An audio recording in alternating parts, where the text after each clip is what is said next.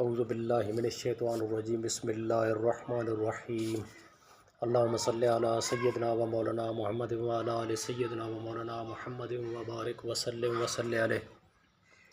حضور صلی اللہ علیہ وسلم سے نقل کیا گیا ہے کہ جو شخص نماز کو قضا کر دے گو وہ بعد میں پڑھ بھی لے پھر بھی اپنے وقت پر نہ پڑھنے کی وجہ سے ایک حقب جہنم میں جلے گا، اور حقب کی مقدار 80 سال کی ہوتی ہے، اور ایک برس 360 دن کا، اور قیامت کا ایک دن 1000 سال کے برابر ہوگا۔ اس حساب سے ایک حقب کی مقدار 2,88,00,000 سال ہوئی۔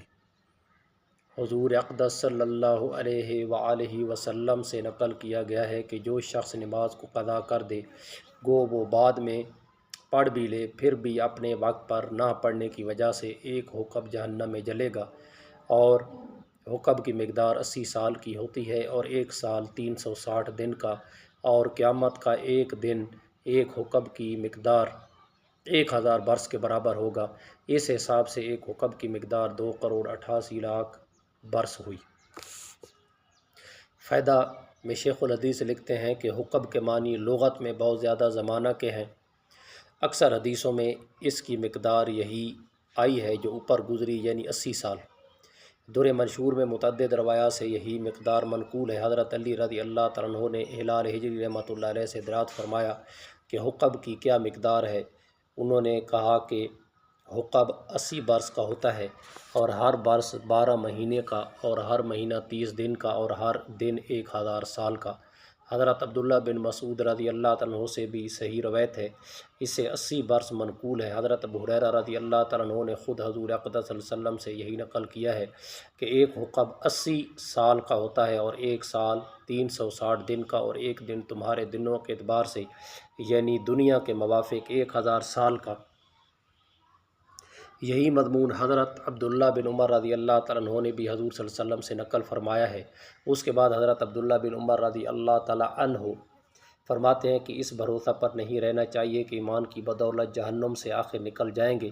اتنے سال یعنی 2,88,00,000 برس جلنے کے بعد نکلنا ہوگا، وہ بھی جب ہی کہ اور وجہ زیادہ پڑے رہنے کی نہ ہو۔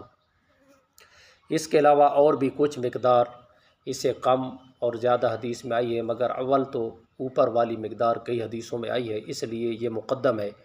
دوسرے یہ بھی ممکن ہے آدمیوں کی حالت کے اعتبار سے کم و بیش ہو۔ ابو لیث سمرقندی رحمۃ اللہ علیہ نے قرۃ العیون میں حضور پاک صلی اللہ علیہ وسلم کا ارشاد نقل کیا ہے کہ جو شخص ایک فرض نماز بھی جان بوجھ کر چھوڑ دے اس کا نام جہنم کے دروازہ پر لکھ دیا جاتا ہے، اور اس کو اس میں جانا ضروری ہے۔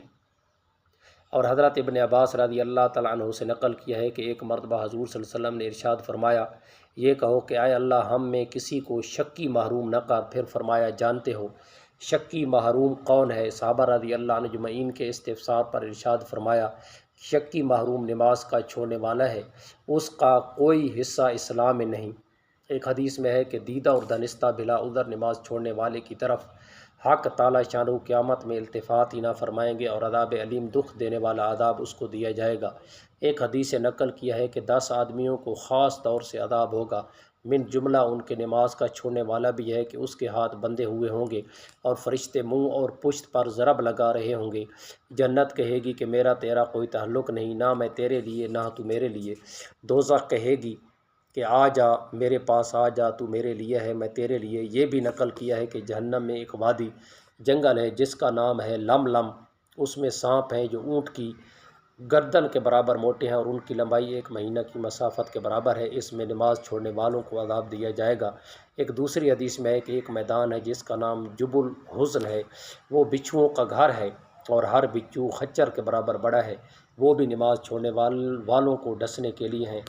ہاں مولا کریم معاف کر دے تو کون پوچھنے والا ہے، مگر کوئی معافی چاہے بھی تو۔ ابن حجر رحمۃ اللہ علیہ نے زواجر میں لکھا ہے کہ ایک عورت کا انتقال ہو گیا تھا، اس کا بھائی دفن میں شریک تھا، اتفاق سے دفن کرتے ہوئے ایک تھیلی قبر میں گر گئی۔ اس وقت خیال نہیں آیا، بعد میں یاد آئی تو بہت رنج ہوا، چپکے سے قبر کھول کر نکالنے کا ارادہ کیا۔ قبر کو کھولا تو وہ آگ کے شعلوں سے بھر رہی تھی۔ روتا ہوا ماں کے پاس آیا اور حال بیان کیا، اور پوچھا کہ یہ بات کیا ہے؟ ماں نے بتایا کہ وہ نماز میں سستی کرتی تھی اور قضا کر دیتی تھی۔ اعاذنا اللہ منہا۔ اللہ رب العزت بھائی ہمیں مجھے سب مسلمانوں کو 5 وقت کی نماز وقت پر پڑھنے کی توفیق عطا فرمائے، آمین ثم آمین، جزاک اللہ۔